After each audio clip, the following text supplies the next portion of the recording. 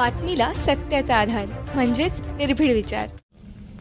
शिरपूर तालुक्यातील 2 शेतकऱ्यांनी आपल्या शेतामधला शेंद्री बोंडअळीमुळे त्रस्त झालेल्या या शेतकऱ्यांनी आपल्या शेतातील संपूर्ण कापूस उपटून टाकलेला आहे।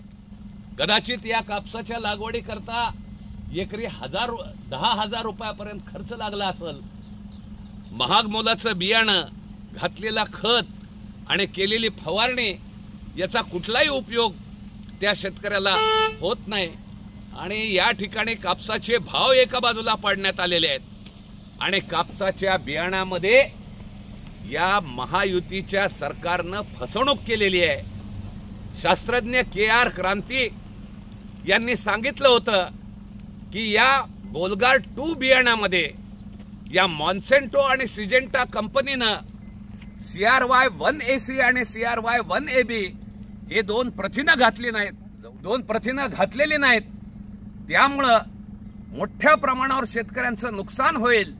ही प्रथिनं असल्याशिवाय बियाणं बाजारात आणता कामा नये।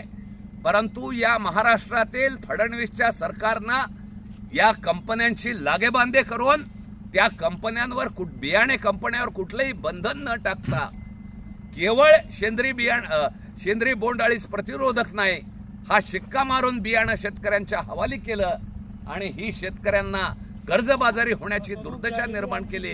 ही संतापजनक आहे। काय झालेलं आहे? कामाला तुम्ही हे केलेलं आहे? या कापसात बोंडअळी पळालेली आहे, त्यामुळे हा कापूस उपटून फेकावा लागलेला आहे। आमचा खर्चही निघालेला नाही।